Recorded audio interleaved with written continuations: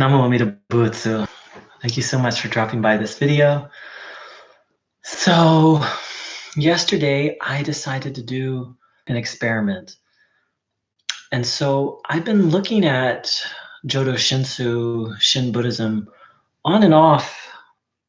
I mean, I've taken little peeks at it and I've been aware of the Nimbutsu. I've been aware of the Butsu practice since 1994, but in terms of actually really looking at the teachings of Shin Buddhism, I'd say I've been looking at it on and off for about 10 years. And over the last 2 to 3 years, I've dived a little more deeply into the actual teachings and what it's about. And I had a major realization yesterday, which is that, I'm not a Buddhist. I would describe myself as a spiritual person who's looked at all sorts of different things, and Buddhism being one of them.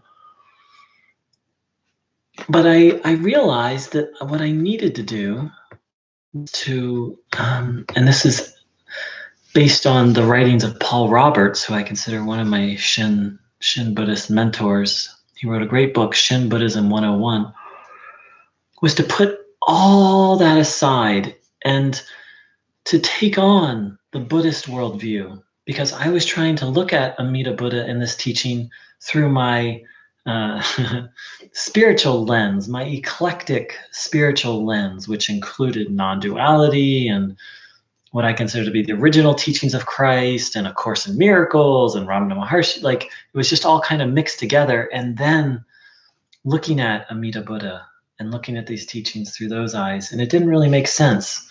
It didn't really work. So yesterday I kind of just spontaneously decided, and again, this is based on something that in Paul Roberts' books, to just put it all aside.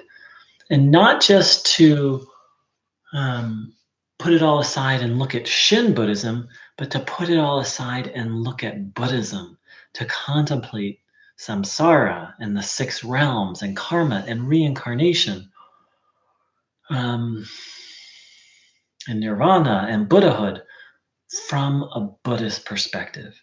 So it's my intention to every day on this channel to do an update about what it's been like for the last 24 hours, to look at the world through Buddhist eyes, and then to look at Shin Buddhism through Buddhist eyes.